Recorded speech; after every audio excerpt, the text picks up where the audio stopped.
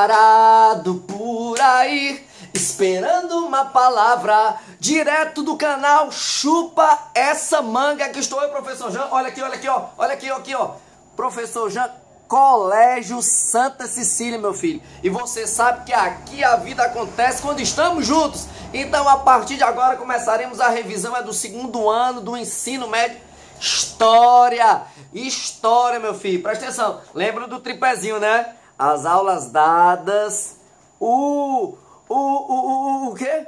Vai, fala pra mim o quê? O quê? A leitura do seu livro. Tá certo? A leitura do seu livro. E a revisão, essa revisão aqui direto dos estúdios Chupa Essa Manga, meu amigo. Nós vamos começar agora essa revisão. E antes de mais nada, peraí. Deixa eu só botar aqui um fundozinho musical aqui pra nós, aqui pra gente concentrar. Pra gente se concentrar. Beleza. E dizer o conteúdo programático. Só lembrar a galerinha do conteúdo programático. Beleza? Só lembrar aqui o conteúdo programático. Olha só. Entra um material da AC, tá certo? Um material da AC, que é o capítulo 29 e o capítulo 30, ok? E aí os inéditos, que ainda está o grosso das questões, porque só serão 2 questões da matéria do provão da AC. E aí o grosso mesmo da matéria, capítulo 31, chamado Regências à Unidade Ameaçada. O nome já está dizendo, eu estou até entregando uma questão da prova já. A unidade ameaçada. Já entreguei, não foi? Mas peraí. Capítulos 32 e 33, que tratam do segundo reinado. Aí você vai lá no site do colégio e baixa o slide sobre o segundo reinado. Lá tá com uma riqueza de detalhes. Mas presta atenção. Presta atenção nos pontos que eu vou te dizer agora, tá bom? Eu tava me esquecendo. Você vai ouvir som de moto, som de ônibus, som de menino correndo, som de menino gritando Satanás. Mas você presta atenção em quem, ó. Chupa essa manga, menino. Presta atenção aqui em mim. Beleza? Posso arrochar? E outra. O projeto Filme História. Mauá, o Imperador e o Rei. Tá vendo aqui embaixo o linkzinho? Tem um linkzinho aqui embaixo que vai direcionar você logo pro filme. Você assistir ele completinho. E é bom assistir. Você sabe que eu fiz várias associações aí do filme com a matéria, porque o filme é muito bom sobre a própria matéria do segundo reinado. Beleza? Então posso começar? Então vamos lá, deixa eu voltar aqui. Só dando a dica de novo da matéria do provão. Aí você lembra, deixa eu só tomar um golinho d'água aqui, só um golinho d'água. Você lembra que na matéria do provão, na matéria lá do provão, eu falei daquela tabela, não foi? Eu não falei de uma tabela? A tabela da conjuração mineira e da conjuração baiana. Conjuração mineira 1789, conjuração baiana 1798. Você lembra que esses 2 movimentos, que são emancipacionistas, eles tinham uma... Como é que eu posso dizer, rapaz? Não sei se eu digo... Peraí.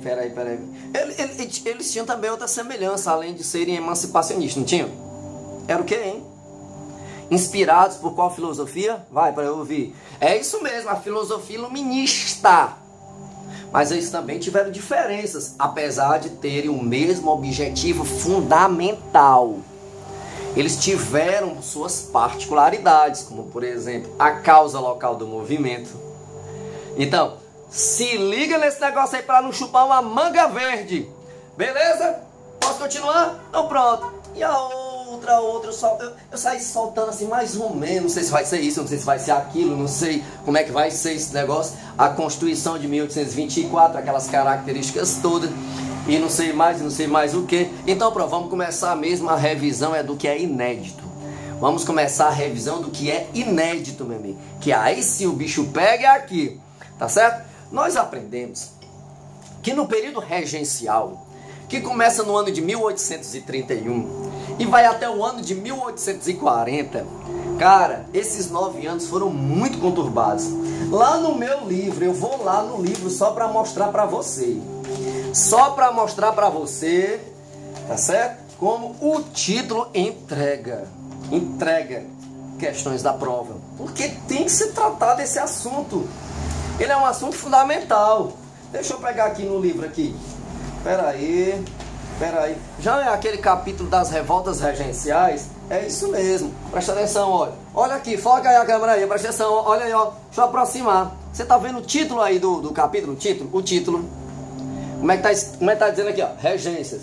A unidade ameaçada. Jean, que unidade ameaçada é essa? São as revoltas regenciais. Aquele efeito, aquele fantasma do primeiro reinado chamado Confederação do Equador, aquele fantasma volta para as regências. E aí surgiu a cabanagem, a balaiada, a sabinada. Tem outra na Bahia, Malês.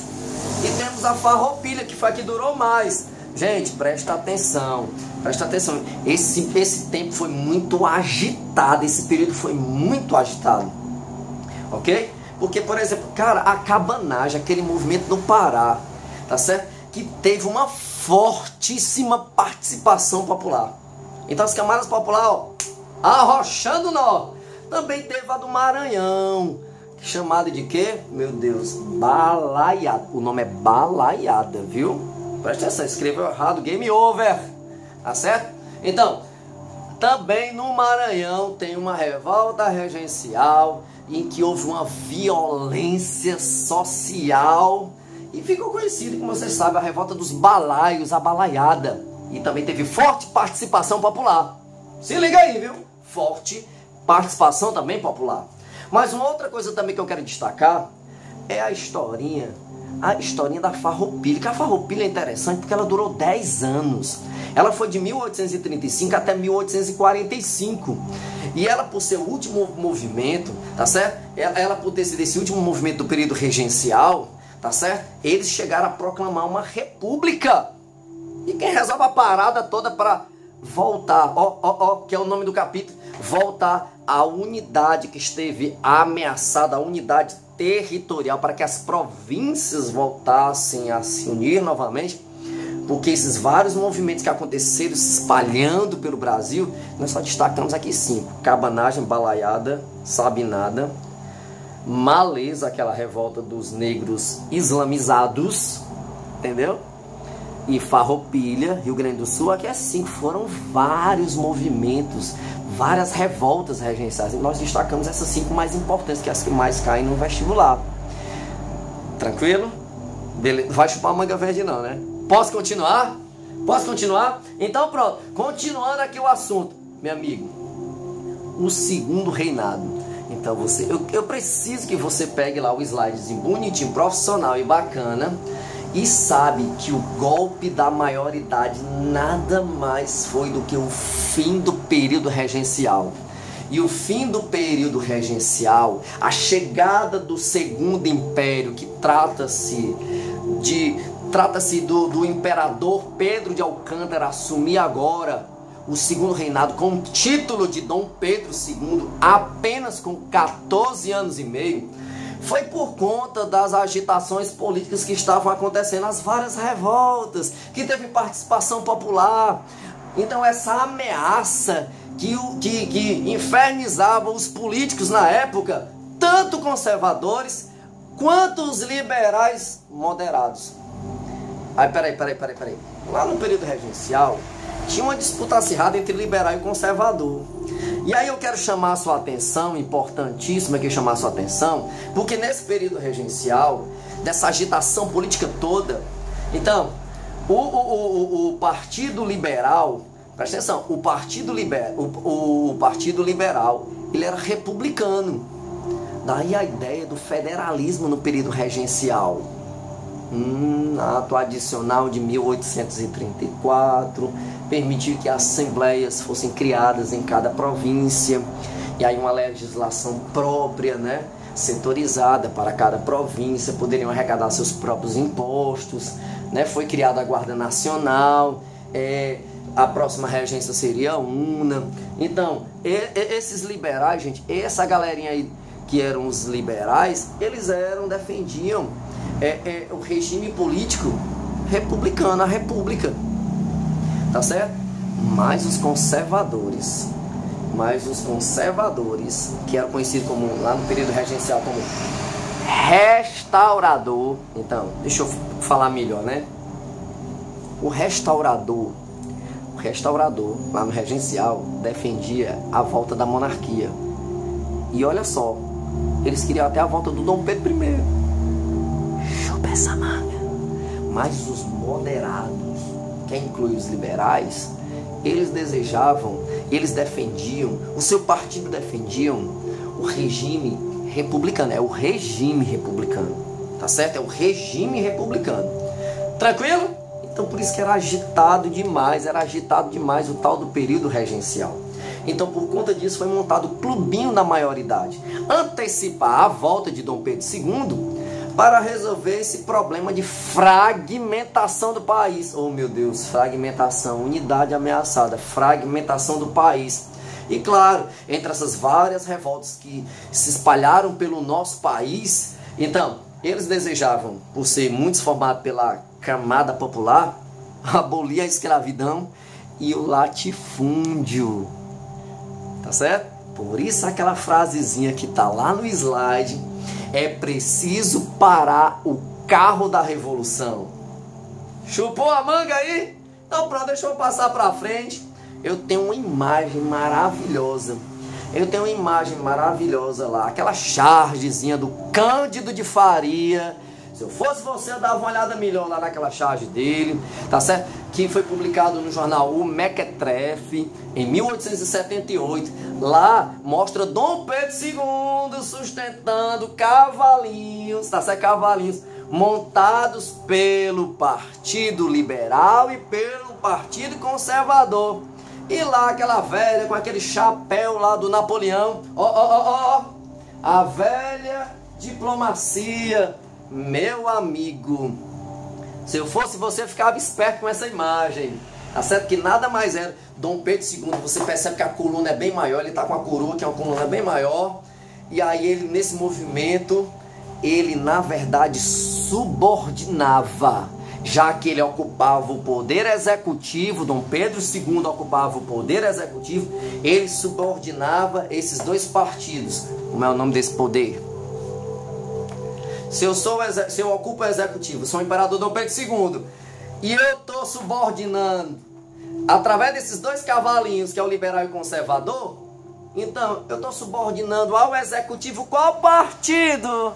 Se você errar, eu levo uma manga podre e esfrego na tua prova. Não vai chupar uma manga verde não. Beleza?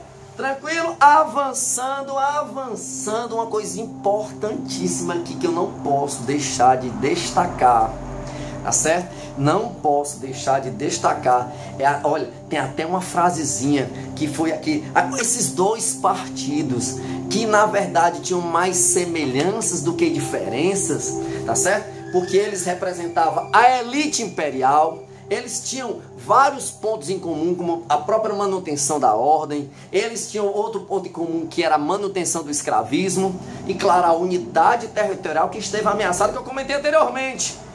Mas para resolver essa parada, Dom Pedro II monta o Ministério da Conciliação. E esse Ministério da Conciliação, ele manteve tanto conservadores como liberais. Então foi o que ele fez, já na verdade. O que foi que ele fez, pelo amor de Deus? Revezamento dos partidos no poder. Uma hora é o liberal, outra hora é o conservador. Uma hora é o liberal, uma hora é o conservador. Chupa essa manga. Vamos lá, vamos arrochar, vamos mais pra frente. E é por isso até que ficou aquela frase famosa, por conta dessa história desses dois partidos, liberal e conservador. Uma frase célebre também, que era: nada se assemelha mais a um Saquarema do que um Luzia no poder. Tá certo? Que na verdade tudo era farinha do mesmo saco. Então, de novo, já vai de novo. Nada se assemelha mais a um Saquarema do que um Luzia no poder. Então, ela é dada, essa frase é dada ao político pernambucano Holanda Cavalcante. E trata ironicamente, você não pode errar isso não, tá certo? Ironicamente, das características normalmente que foram atribuídas àquelas agremiações políticas que se consolidaram como os dois grandes partidos do segundo reinado, o liberal e o conservador. Jean, quem é o liberal? Os Luzias. Quem são os conservadores? Os saquaremas. Farinha do mesmo saco. Outra frase também é nada mais conservador do que um liberal no poder. Tudo é farinha do mesmo saco. Na verdade, o que ele estava dizendo era isso. Aí, meu amigo, fique esperto. Fique esperto. Tem lá entre os meus slides o parlamentarismo às avessas. Coloquei duas tabelinhas lá, olha, duas tabelinhas. Presta bem atenção aqui, presta bem atenção aqui, ó. Presta atenção aqui na manga da questão. Não é o X da questão, é a manga da questão. Presta atenção, a manga da questão. No parlamentarismo inglês, quem era o chefe de governo? Isso, o primeiro-ministro. E no parlamentarismo brasileiro, quem era o chefe de governo? O presidente do Conselho de Ministros. Já mudou tudo. Então, quem indica o chefe de governo no parlamento inglês? A maioria do parlamento. Quem indica o chefe de governo no parlamentarismo brasileiro? O próprio imperador. Chupou a manga aí, como é diferente. Quem escolhe o ministério na Inglaterra? O primeiro-ministro. Quem escolhe o ministério no Brasil? Olha a diferença, olha a diferença. O presidente do Conselho de Ministros, ele indica você, mas quem decide no final das contas, de novo, o imperador.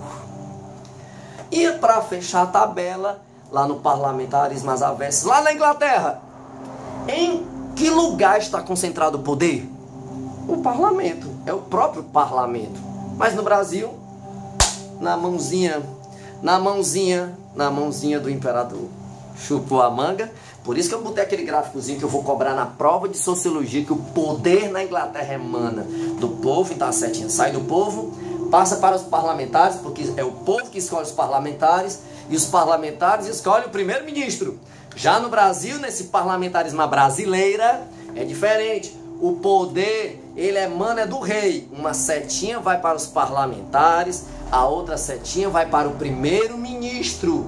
E aí os parlamentares representam o povo. Lá embaixo, de cima para baixo.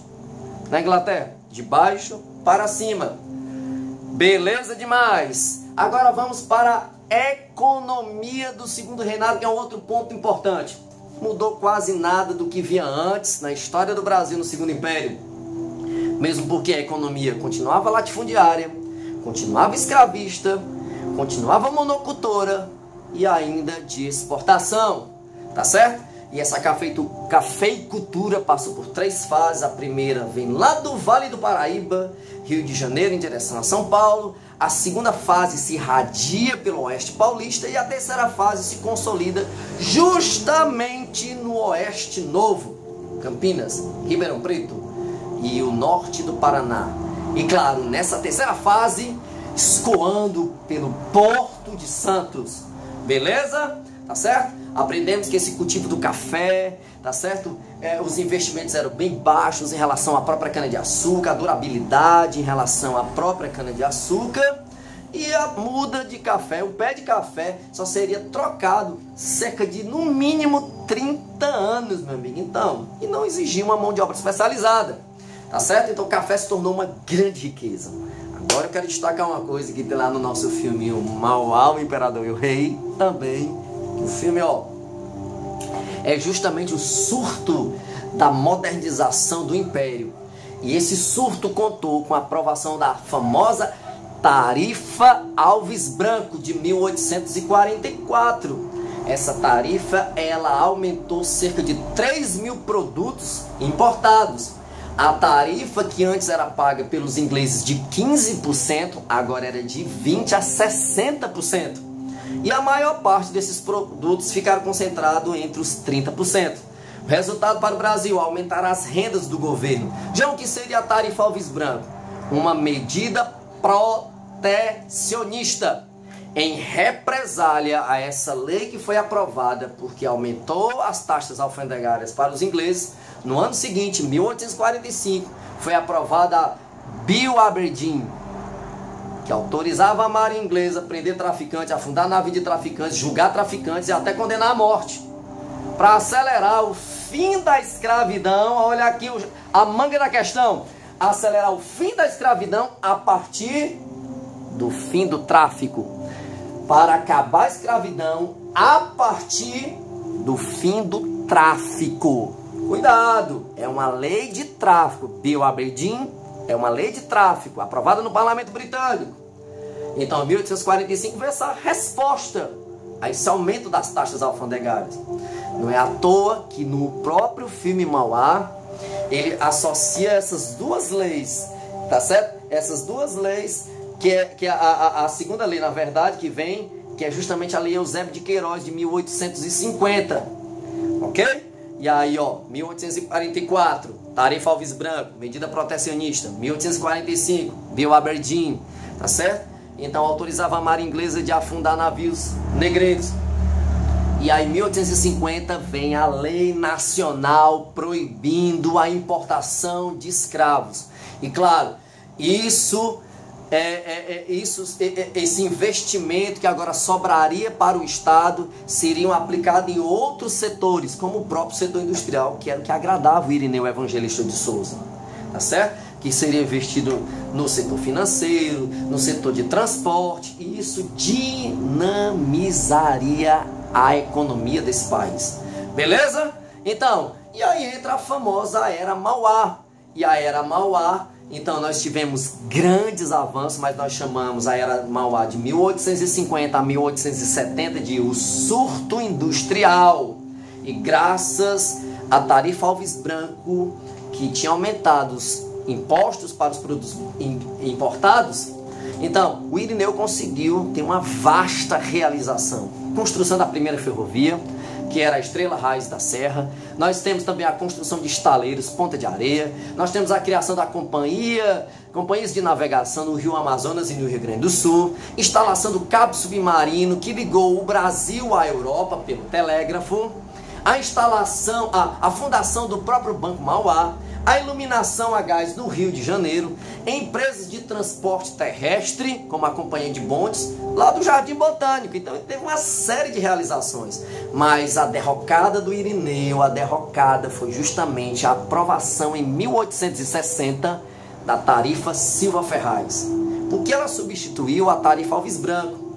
Então, ela de uma inspiração liberal, essa tarifa, aí à medida que reduzia novamente as taxas de importação para a entrada de navios, máquinas, ferramentas, ferragens produzidas no exterior, colocou o estaleiro do Irineu lá em Niterói, Ponta de Areia, diante de uma concorrência predatória, porque nem teve apoio do governo, o Irineu, o governo odiava ele, e sabotagens também, lembra do incêndio?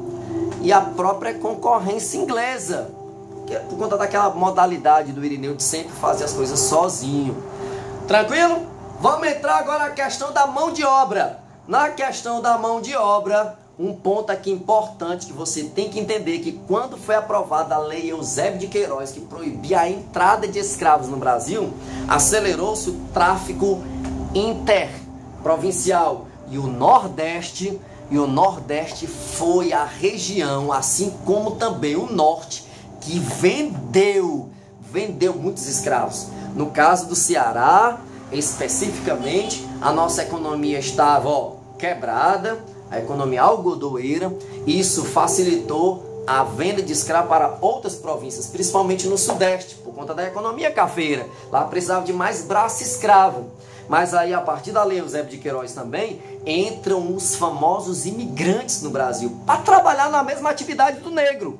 Nós chamamos isso de política de branqueamento da raça, tá certo? Então, a política racista, política de branqueamento. Então, o Estado abriu para a entrada de imigrantes, muitos italianos, poloneses, alemães, para trabalhar na mesma atividade que era o café. E me diz, precisava de mão de obra especializada para trabalhar com café?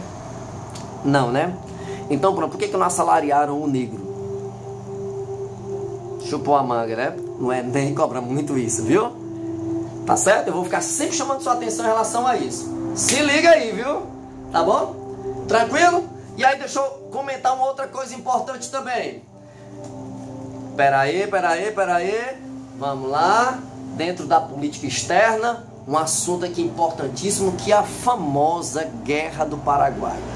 Gente, a Guerra do Paraguai, os motivos fundamentais da Guerra do Paraguai foi a oposição do presidente paraguaio Solano Lopes a intervenções brasileiras no Prata.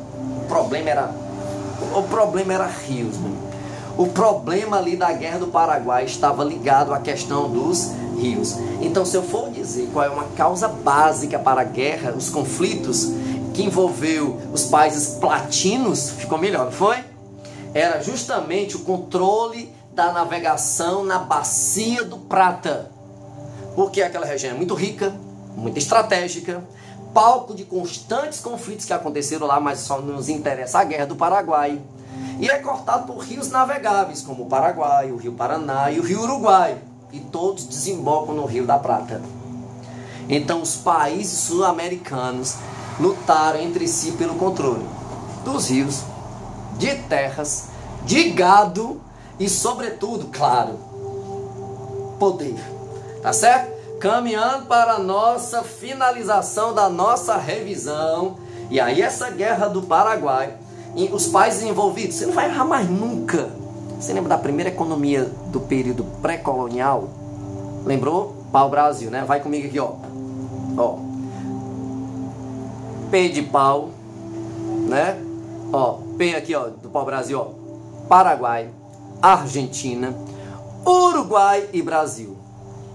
Então, Brasil, Argentina e Uruguai lutaram contra o Paraguai.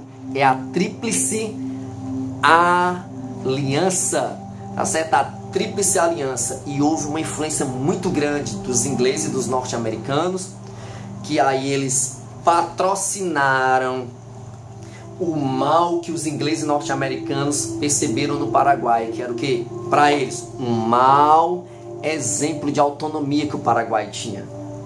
Então, e o motivo imediato, claro, foi o aprisionamento de um navio brasileiro chamado Marquês de Olinda, no Rio Paraná, quando dirigia-se a Mato Grosso. Aí pronto, meu amigo, o Paraguai declarou guerra ao Brasil. E aí começou a pena, meu filho. Deixa eu só te dizer aqui os resultados dessa guerra. Os resultados dessa guerra, a Guerra do Paraguai. Presta atenção, só te dizer aqui os resultados. Tá certo? Pra tu ver aqui a brincadeirinha pro lado do Paraguai. Foi um grande desastre. Endividamento externo com a Inglaterra. Então a Inglaterra que financiou o Brasil, a Argentina e o Uruguai para destruir o Paraguai também depois emprestou dinheiro ao Paraguai. O Paraguai nunca mais foi o mesmo até hoje. O Paraguai perdeu cerca de 140 mil quilômetros quadrados do seu território. E parte foi para o Brasil e parte foi para a Argentina. E essas implicações, elas são sentidas até hoje. Beleza? Tranquilo? Sem contar que 95% da população masculina foi dizimada. Chupa essa manga. Tá certo?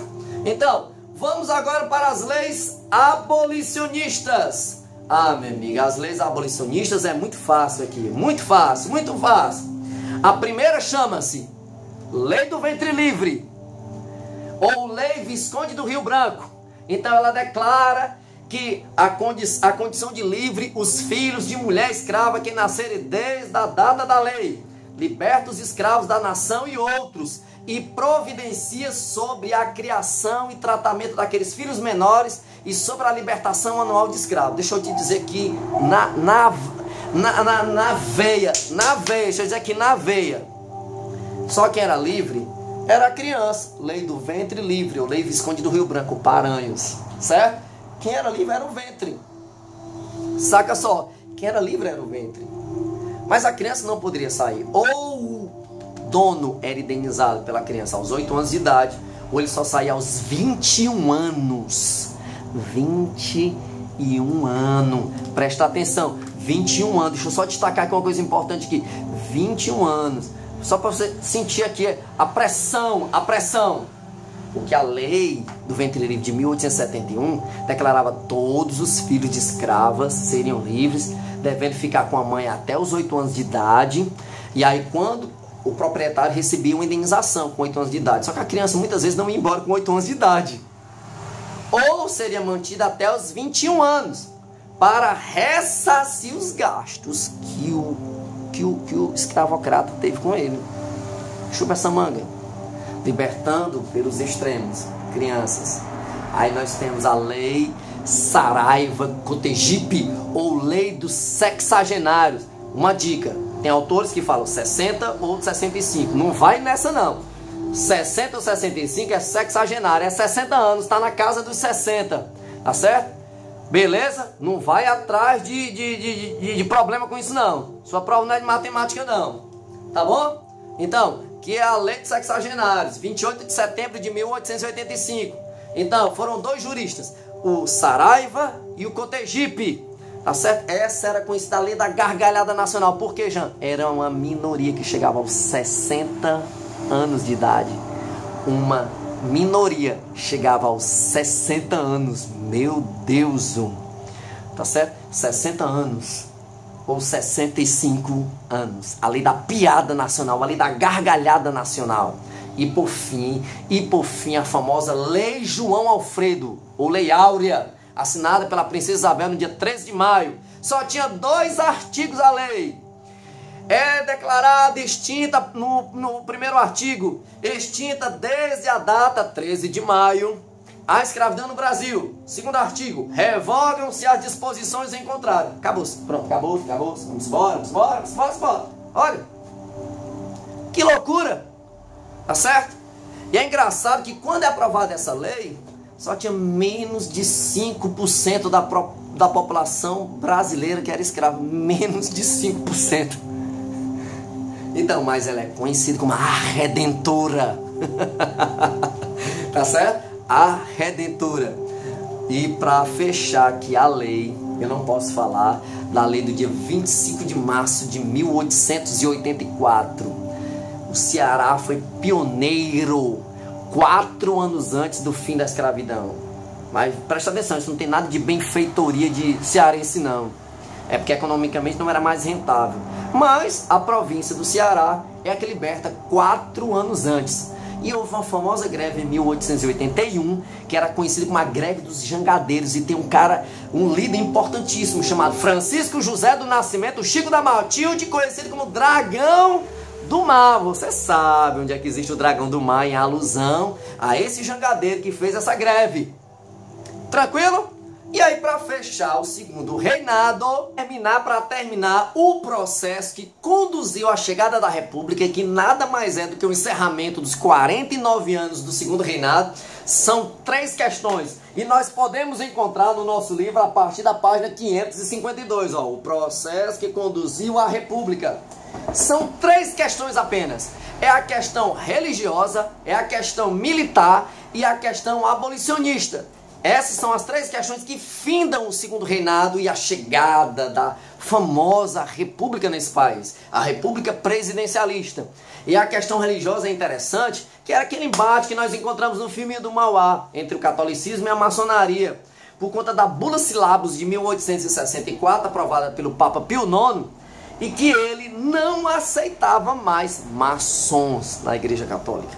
Só que a Constituição de 1824 de Dom Pedro I, mesmo que estabeleceu a religião católica como oficial nesse país, certo? Ela era regida pelo padroado e pelo beneplácito. Então, igreja e Estado eram casados. Então, toda mudança doutrinária e toda nomeação de cargos eclesiásticos, quem decidia era o imperador no Brasil. Chupa essa manga. E aí, quando vê a Bula Syllabus, tá certo? Condenou a maçonaria, o que desagradou em muito o imperador Pedro II. Obrigado à maçonaria, tá certo? E aí, meu amigo, a religião, o poder ideológico chamado religião, deixa de apoiar o império. Toma o primeiro pezinho, ó. Segundo, a questão militar. Todos movidos pelo positivismo que você estuda com Valdemir, tá certo? Principalmente do Benjamin Constant. A questão militar, os militares se voltaram daquela carnificina da Guerra do Paraguai passaram a exigir dentro do Império direitos, melhorias, e não foram totalmente conquistadas. Aí meu amigo comprou a briga com a força maior das três questões, que é a questão militar. Por isso que Marechal Deodoro da Fonseca, tá certo? Que é conhecido como os republicanos da última hora, ele é convencido de dar o golpe de Estado, que era o encerramento da monarquia no Brasil, na véspera do 15 de novembro. Chupou essa manga? E claro, a questão abolicionista. Fala no filme, fala. Acabar com a escravidão é acabar com o império. Mas deixa eu só endossar aqui. Então, grande crescimento do café no Oeste Paulista, essa onda toda. Muitos escravos foram usados como soldados na Guerra do Paraguai. E o imperador havia até prometido aos fazendeiros. Presta atenção, havia até prometido aos fazendeiros o seguinte. Saca só. Prometeu aos escravos que se fosse e voltasse, livre. Decepção, porque os que voltaram encontraram até a família ainda como escrava. A outra foi o calote dado por Dom Pedro II.